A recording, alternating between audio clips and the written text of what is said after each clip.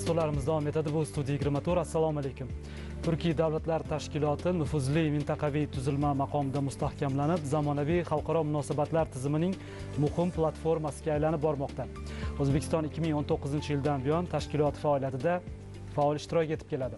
O'tgan davr mobaynida prezidentimiz tomonidan ilgari surilayotgan taklif va tashabbuslar tuzilma doirasida o'zaro hamkorlikni yanada rivojlantirishga qaratilgani bilan ahamiyatli. Xabaringiz bor, mamlakatimiz rahbari joriy yilning 5-6 iyul kunlari Ozarbayjonning Shusha shahrida Turkiy davlatlar tashkilotining transport o'zaro bog'liqligi va iqlim o'zgarishiga qarshi kurashish orqali barqaror kelajakni barpo etish mavzusidagi norasmiy sammitda ishtirok etmoqda. Ayni mavzuda muloqot qilish maqsadida studiyamizga siyosiy tahlilchi Sherzod Ziyoyevni taklif etdik. Assalomu alaykum, xush kelibsiz. Alaykum assalom. Turkiy davlatlar tashkiloti bu global o'zgarishlarning yangi geoiqtisodiy voqeliklari ta'sirida Yevrosiyo mintaqasida yuzaga kelgan yangi fenomen. Xabaringiz bor, 2021-yili Istanbulda bo'lib o'tgan sammitda Turkiy kengash Turkiy davlatlar tashkiloti sifatida qayta nomlandi. Turkiy dunyoda hamkorlikning institutsionallashuvi bo'yicha yanada mukammal darajasiga ko'tarilishida albatta O'zbekistonning o'rni juda ham muhim. Buni ekspertlar ko'p bora ta'kidlashadi va qolaversa, mana shu o'tgan davr mobaynida O'zbekiston tomonidan aynan tashkilot faoliyatini rivojlantirishga oid juda ham muhim tashabbuslar o'rtaga tashlandi, ilgari surildi. Mana shu tashkilot doirasida mamlakatimizning pozitsiyasini siz qanday baholaysiz ekspert sifatida? Albatta, avvalo studiyaga taklif uchun minnatdorlik bildiraman. Turkiy davlatlar tashkiloti bugungi zamonaviy xalqaro munosabatlardagi muhim bir yangi formatdagi o'z aytganingizdek bir xalqaro tashkilot hisoblanadi. Bu tashkilot oxirgi mana dunyodagi geosiyosiy, geoiqtisodiy o'zgarishlar natijasida paydo bo'lgan bir subyekt sifatida biz buni e'tirof etishimiz kerak, chunki biz o'ylab qarasak, umuman dunyo allaqachon fragmentatsiyalashgan, ya'ni bo'lingan va O'zbekiston shu jarayonda o'zini o'rnini topish kerak. Turkiy davlatlar tashkiloti aynan dunyoga integratsiyalashuv jarayonlarini tezlashtirish maqsadida bizga xizmat qilishi ayon bo'ldi va bu jarayon oxirgi yillarda oxirgi 3-4 yilda jadallashib boryapti. Turkiy davlatlar tashkiloti allaqachon o'z nufuziga ega bo'ldi. Uning asosiy faoliyat yo'nalishlari, demak, savdo, iqtisodiyot, transport, logistika, madaniyat, turizm va siyosiy sohada hamkorlikni ham qamrab oladi. Turkiy davlatlar tashkilotida O'zbekistonning pozitsiyasi muhim. Chunki mana biz O'zbekiston umuman o'sha jo'g'rofiy jihatdan qulay bir joyda joylashgan. O'zbekiston umuman o'sha nufuzi, imiji, xalqaro diplomatiyada ham nufuzi oshib boryapti. Shu nuqtai nazardan Turkiy davlatlar tashkilotida qator masalalar, ya'ni ko'pchilik e'tibor bermagan masalalar bor. Masalan, ijtimoiy rivojlanish bilan bog'liq, demografik vaziyat yoki transport logistika muammolari yoki deylik ayrim o'sha ta'minot zanjirlariga ulanish masalalari yoki rivojlanayotgan mamlakatlarning manfaatlari masalalari bor. Shu jarayonda diplomatiya va ko'p tomonlama diplomatiya muhim bir mexanizm hisoblanadi. Aynan O'zbekiston bu jarayonda o'zini so'zini aytdi va umuman ko'pchilik o'sha kollektiv manfaatlardan kelib chiqqan holda muhim tashabbuslarni ilgari surdi. Bu borada mana prezident Shavkat Mirziyoyevning qator o'sha majlislarda mana o'tgan yil Samarqandda bo'lib o'tgan Turkiy davlatlar tashkiloti sammitida ham ilgari surganligini biz e'tirof etishimiz kerak va bugun aynan ijobiy tendensiya kuzatyapmiz va bugungi vaziyat dunyoda xalqaro hamkorlikni jadallashtirishni, nafaqat Turkiy mamlakatlar, balki butun o'sha qardosh mamlakatlar o'rtasida aloqalar, o'sha o'rta koridor rivojlantirish bugun yangi ipak yo'lini yanada imkoniyatlarni yuzaga chiqarishga bizga katta yordam beradi. Chunki Turkiy davlatlar tashkiloti sohalari, hamkorlik sohalari juda ham keng qamrovli. Bu hatto deylik o'sha yoshlar siyosati, madaniyat, turizm, xavfsizlik masalalari, yashil iqtisodiyot rivojlantirish kabi keng qamrovli yo'nalishlarni demak o'z ichiga oladi va shu nuqtai nazardan biz demak bu tashkilotda O'zbekistonni alohida o'rnini biz tan olishimiz kerak va biz buni doim o'sha kuzatishda davom etamiz. Bilasizmi, mana shu Shushadagi norasmiy sammitni kun tartibi nuqtai nazardan 3-4 iyul kunlari Ostonada bo'lib o'tgan SHT va SHT+ formatidagi muloqotlarning mantiqiy davomi deb ham aytish mumkin. Boisi bu majlislarda so'zlagan nutqida davlatimiz rahbari inklyuziv transport tizimlarini shakllantirish, yashil taraqqiyot sohasida umumiy maqsad va vazifalarga erishish borasida aniq chora tadbirlar belgilangan, iqlim o'zgarishiga qarshi kurashishda hamkorlik bo'yicha bitim ishlab chiqish kabi takliflarni, tashabbuslarni ilgari surdi. Shusha sammitining asosiy mavzusi ham bu gal transport, iqlim o'zgarishi. To'g'rimi? Xuddi shunday. Endi biz bemalol aytishimiz mumkin, norasmiy sammit bo'lsa-da, Shushadagi uchrashuv bu muhim istiqboldagi xalqaro muammolarni, ya'ni qamrab oladi. Bu albatta SHT+ sammitida prezidentimiz ishtiroki mobaynida bu masalalar yana bir bor ko'tarildi va unga urg'u qaratish kerakligi ta'kidlandi. Chunki umuman o'sha bugun rivojlanayotgan mamlakatlar uchun yangi sharoitda, ya'ni iqtisodiy, yangi geoiqtisodiy sharoitda yashab qolish va imkoniyatlarni yuzaga chiqarishda albatta birdamlik muhim bu. Ya'ni bu yerda masalan mana prezident yaqinda O'zbekistonga kelgan BMT bosh kotibi bilan ham muzokaralar jarayonida shu masalalarni atroflicha muhokama qildi. Bu yerda ikkita muhim yo'nalish bor edi. Birinchisi Afg'oniston, xavfsizlik va rivojlanish. Ijtimoiy va inklyuziv rivojlanish masalasi bor. SHT umuman global universal tashkilotga aylandi. Biz buni e'tirof etishimiz kerak. Ya'ni BMT rahbari kelyaptimi? Demak, bu muhim bir tashkilot. Ya'ni universal deganda yo'nalishlar, faoliyat yo'nalishlari bo'yicha universallashib boryapti. Va u yirik o'sha mamlakatlarni qamrab oladi. Dunyoda yirik o'sha salohiyatga ega bo'lgan iqtisodiy, harbiy va ijtimoiy, umuman har tomonlama texnologiya jihatdan masalan o'sha a'zolar soni oshib boryapti va biz o'sha sammitda ham aynan inklyuziv rivojlanish va logistika masalalari kun tartibida bo'ladi va biz kutamiz, ya'ni O'zbekistonni bu yerda manfaatlari juda ham ilg'or, yuqori. Chunki O'zbekiston aynan o'sha o'rta koridor rivojlantirishda manfaatdor. Yevropaga boradigan demak o'sha savdo yo'laklarini kengaytirish, har tomonlama biz muqobillikni rivojlantirishdan biz manfaatdormiz. Men o'ylayman, bu shu sammit avvalo o'sha Ozarbayjonni o'sha noyabr oyida bo'lishi kutiladigan COP29, ya'ni iqlim o'zgarishlari bo'yicha tomonlarning uchrashuvi 29-sammiti Ozarbayjonda bo'ladi va shunga tayyorgarlik ham tadbir va mana shu tadbir oldidan bu Shusha sammiti o'ziga xos tayyorgarlik vazifasini ham o'tab beradi. Xuddi shunday, bu atrof muhit o'zgarishlari, ya'ni iqlim o'zgarishlari sharoitida iqtisodiyotlarni rivojlantirish. Endi biz agar kuzatadigan bo'lsak, bugungi geoiqtisodiy bir kurashlar sharoitida dunyoda ko'p o'sha tugunlar yechilyapti. Mana biz kuzatyapmiz, mana Eronda saylovlar, Yevropa tarafli bir nomzod saylovdan g'olib bo'ldi, yoki Britaniyada saylov o'zgarishlar, yoki umuman Qizil dengizda o'sha Yaqin Sharqdagi o'zgarishlar kuzatyapmiz va bu yerda Ukraina masalasi bo'yicha, umuman Sharqiy Yevropadagi o'sha krizisni oldini olish bo'yicha albatta buni har tomonlama barqarorlikni saqlash bo'yicha tashabbus ilgari surilyapti, tinchlik diplomatiyasini rivojlantirish va bu yerda o'sha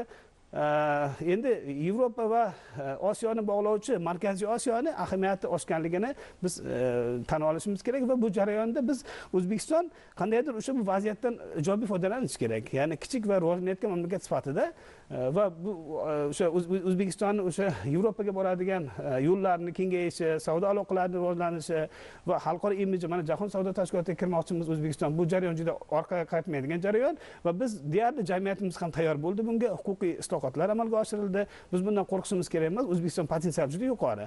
Faqat yangi sharoitda ishlashga biz o'rganishimiz kerak. Men o'ylayman, shu sammitda ko'p qator masalalar muhokama qilinishi, O'zbekistonning demak o'sha manfaatlarini ilgari surishini ham biz kutib qolamiz.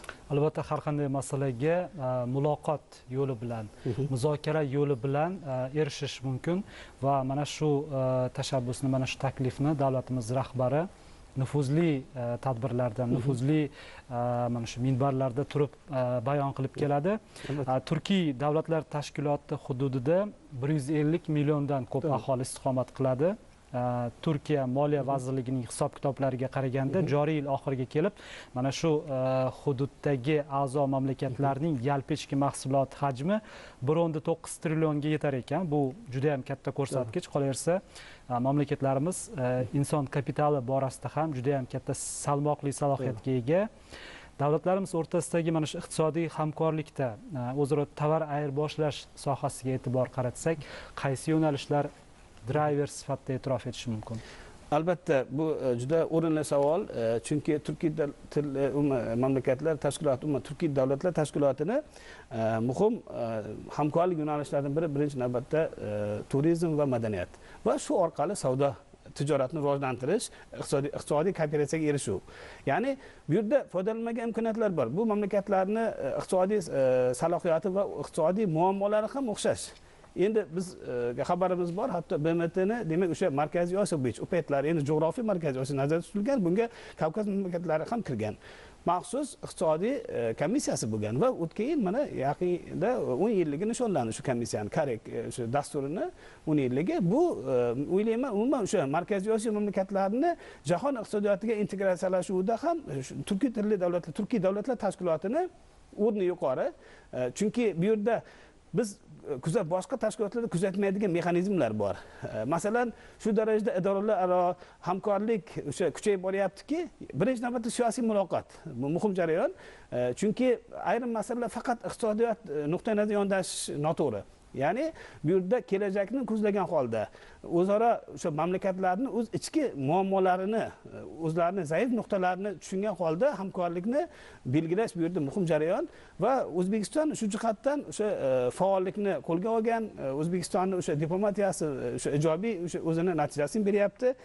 Men o'ylayman, bu driver sifatida birinchi navbatda turizm, madaniyat va ijtimoiy soha, kichik biznes rivojlantirish, yengil sanoat, o'sha savdo sohasida hamkorlik va sarmoyalar. Bu muhim jarayon. U Turkiy davlatlar tashkilotida muhim yo'nalishlardan biri va ustun jihatlari ham bittasi va yirik umuman bularning jo'g'rafiyasi. Turkiya, Ozarbayjon, O'zbekiston juda katta gigant. Bu mamlakatlarning jo'g'rafiyasi strategik ahamiyatga ega va bugungi o'zgarayotgan, globallashgan dunyoda, ya'ni qayta globallashayotgan dunyoda bularning, ya'ni mamlakat bu tashkilotga a'zo bo'lgan mamlakatlarning qarorlari muhim, demak, ahamiyatga ega. Men o'ylayman, bu jarayon nafaqat bu mamlakatlar a'zolik, balki hamkorlarning ham o'sha manfaatiga xizmat qiladi. Siz hozir muloqotimiz davomida mana shu transport, logistika masalasiga e'tibor qaratdingiz va shu o'rinda Transkaspiy transport yo'lagi ustuvor ahamiyatga egaligini ham ta'kidlab o'tdingiz. Nima uchun mana shu tashkilot doirasidagi hamkorlikda aynan Transkaspiy transport yo'lagiga shu qadar katta e'tibor qaratilmoqda? Bu o'sha davlatlarning ochilmagan qirralarini ochib, o'sha salohiyatini yuzaga chiqarish uchunmi? Albatta, Transkaspiy multimodal transport yo'lagi bu o'tgan asrning mana oxirgi 10 yilligida, 90-yillarda ilgari surilgan. Hatto Trasika va boshqa loyihalar, Inogate kabi boshqa loyihalar ilgari surilgan. Bular qisman hozir ishlayapti, lekin afsuski to'liq imkoniyatlar yuzaga chiqmagan. Ayrim o'sha obyektiv va subyektiv sabablar bunga turtki bo'lgan va bugun mana oxirgi 4-5 yilda endi bilamiz, bu mamlakatlar, ya'ni Turkiy davlatlar tashkilotining mamlakatlarining iqtisodiyoti ham o'sdi. O'sish ko'rsatkichlari ancha yuqori. Demografik faktor, inson resurslari muhim rol o'ynayapti. Ayrim geosiyosiy tugunlar yechildi. Ozarbayjon Armaniston masalalari hal qilindi. Masalan, Armaniston ham men o'ylayman, umuman o'sha mintaqalararo hamkorlikka ijobiy qarayapti va umuman o'sha bu yerda o'sha Markaziy Osiyo mamlakatlari o'rtasida ham ijobiy bir xalqaro hamkorlik kuchayyapti. Bu inklyuziv va ekstra regional xarakterga ham ega. Yaxshi qo'shnichilik munosabatlari mustahkamlanadi. Albatta, yaxshi qo'shnichilik orqali bu mamlakatlarni deylik o'sha foydalanmagan imkoniyatlari eksport sohasida masalan va ularni deylik o'sha xalqlar o'rtasidagi do'stlik aloqalari, ular geografik jihatdan bir-biriga yaqin bo'lgan tarixiy rishtalarni ishga solgan holda bugun o'sha kelajakni ko'zlagan holda hamkorlik, demak, formatlari ishlamoqda. Bular albatta men o'ylayman, nafaqat O'zbekiston uchun, balki bizni qo'shni mamlakatlarimiz, o'sha barcha hamkorlarimiz uchun umumiy, demak, o'sha manfaatlarga xizmat qiladi. 2021-yili Istanbulda bo'lib o'tgan sammitda qabul qilingandi Turkiy nigoh 2040 konsepsiyasi va mana shu konsepsiyada iqtisodiy yo'nalishda mamlakatlar o'rtasida to'siqsiz tovar almashinuvini ta'minlaydigan erkin savdo zonasini yaratish strategik maqsad sifatida belgilangan. Bugun davlatlarimiz qanchalik mana shu maqsad sari ildamlamoqda? To'g'ri savol. Bu sohada katta ishlar qilinyapti. bojxona sohasida, umuman o'sha standartlarni uyg'unlashtirish bo'yicha va o'sha umumiy savdo siyosati. Bu endi bilamiz, Jahon savdo tashkiloti doirasida juda ham o'sha global bir muammolar, ya'ni eng o'sha prinsipial masalalar o'rtaga tashlanadi va bu asosan xalqaro savdoda erkinlik bilan bog'liq. U Jahon savdo tashkilotining yo'nalishiga kirmaydigan ayrim masalalar bor. Buni tor doirada ayrim o'sha mintaqaviy tashkilotlar yoki o'sha ma'lum bir mana Turkiy davlatlar tashkilotining o'ziga xos bo'lgan muammolari bor. Ularni iqtisodiyotning rivojlanish darajasi masalasi. Shu nuqtai nazardan ayrim sohalarda davlatlar o'sha muhim o'zini tashabbusni qo'lga olish kerak. Inklyuziv rivojlanish deyapmiz, masalan, yashil iqtisodiyot, texnologiyalar. Bular qisman siyosiy bir xarakterga ham ega. Mamlakatlar yetakchilari buni tushunyapti deb o'ylayman. Ya'ni bu sohada hamkorlik kerak. Ya'ni biz umuman o'sha global ta'minot zanjirlariga ulanishda va energiya ta'minoti masalasida O'zbekiston masalan ustun tomonlari bor. Faqat lekin bu O'zbekistonga bog'liq emas. Umuman Markaziy Osiyodagi barqarorlik, rivojlanish masalasi, ya'ni kompleks o'sha omillarni hisobga olgan holda yondashish bu yerda muhim jarayon. Biz o'ylaymizki, bu tashabbuslar demak o'sha a'zo davlatlarni umumiy pozitsiyalarini ishlab chiqishiga ham olib keladi. Lekin hozirgi kunda Markaziy Osiyo mintaqasida barqarorlik, yaxshi qo'shnichilik munosabatlari mustahkamlanib, mintaqaning jozibadorligi ortib boryapti va bu turli davlatlar, turli qit'alar yetakchilarining, davlatlarining e'tiborini o'ziga tortib, mana shu Markaziy Osiyo plus formatida muloqot o'rnatish istagini oshirayotgani ham bir fakt. Hozir siz muloqotimiz davomida mana shu Turkiy davlatlar tashkilotini o'ziga xos bir noyob tuzilma deb aytdingiz, lekin u 2021-yilda Turkiy kengashdan Turkiy davlatlar tashkilotiga aylanganida ayrim ekspertlar uni Yevrosiyo iqtisodiy ittifoqi yoki bo'lmasam MDH, Shanxay hamkorlik tashkiloti kabi tuzilmalarga raqobatchi sifatida ham ko'rishdi. Qolaversa, mana shu tashkilotlarning vazifalari takrorlanmoqda degan fikrlarni ham aytishdi. Siz bunga qanday izoh bergan bo'lardingiz? To'g'ri. Endi tashqaridan qaraganda balki shunday tuyulishi mumkin. Yo'q, biz uni ichiga kirib borishimiz kerak. Axir ularning kontekstidan kelib chiqib yondashish kerak. Turkiy mamlakatlar tashkiloti o'ziga xos bir madaniy xususiyatga ega, rivojlanish xususiyatiga ega umuman. Va bu mamlakatlarning ustun tomonlari ham bor. Zaif tomonlari ularning demak o'sha jahon o'sha bozoridan uzilib qolganligi, ayrimlarni masalan O'zbekiston kabi o'sha dunyo okeaniga chiqish imkoniyatlari cheklanganligi, lekin tarixiy rishtalari juda ham yuqori, siyosiy integratsiyalashuv darajasi yuqori. Bu mamlakatlarda til topish masalasi, diplomatiya ishlayapti. Ayrim tashkilotlarda mana uzr kechirasiz, ayrim necha yillik tarixga ega mamlakatlar bor, tashkilotlar bor. Ular siyosiy muammolar hal qilmayapti. To'g'rimi? Lekin bizda shu muammolar hal bo'lyapti. Nima demoqchiman? Bu yerda diplomatiya muhim jarayon va ma'lum bir kontekstdan kelib chiqish kerak. Ya'ni ko'p tomonlama diplomatiya o'ziga xos bir xarakterga ega bo'lishi kerak. Shanxay hamkorlik tashkiloti bo'yicha ayrimlar o'sha o'tgan yillarda masalan o'sha salbiy fikrlarni bildirgandi. Misol uchun amalda ayrim mexanizmlar ishlamayapti degan ma'noda. Yo'q, bu juda katta tashkilot. Shuning uchun hamkorlik kerak. Bu yerda o'sha konstruktiv muloqot va o'sha ishlash mexanizmi va oxirida o'sha konsensus masalasi. Mana biz BMTning xavfsizlik kengashini isloh qilishda asosiy masala o'sha vetoni olib tashlash yoki xavfsizlik kengash doimiy a'zolarini o'zgartirish masalasi turibdi. Bu yerda o'sha a'zo mamlakatlar, Turkiy davlatlar tashkiloti o'zini kontekstdan kelib chiqib yondashadi. Ular bir-biriga boshqa tashkilotlarga ular raqib emas.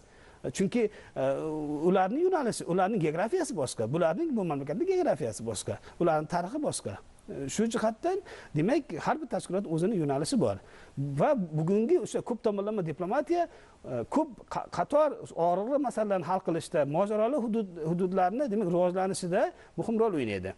Agar biz mana Shanxay hamkorlik tashkilotiga hatto Hindiston bilan Pokistonni qo'shilganda ham ko'pchilik salbiy qaragandi. Yo'q, biz buni ijobiy tomonini ko'ryapmiz.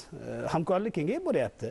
Faqat biz endi bu mamlakatlar endi yosh mamlakatlar, hatto bularni demak o'sha xalqaro imiji yuqori Turkiy davlatlar tashkilotini Turkiya, masalan Ozarbayjon ko'ryapmiz, O'zbekiston, masalan Qozog'iston mana diplomatiyada ayniqsa o'sha o'zini ijobiy imijiga ega.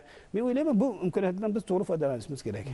Albatta mana shu Turkiy davlatlar tashkilotiga a'zo mamlakatlarning deyarli barchasi Birlashgan Millatlar Tashkilotining Xavfsizlik kengashi isloh qilinishi tarafdori va bu dunyo davlatlariga, mintaqalarga katta imkoniyatlarni taqdim etadi degan va qolaversa boshqa global kun tartibidagi masalalar bo'yicha ham fikrlarimiz, qarashlarimiz yakdil mana shu tashkilotga a'zo davlatlarning.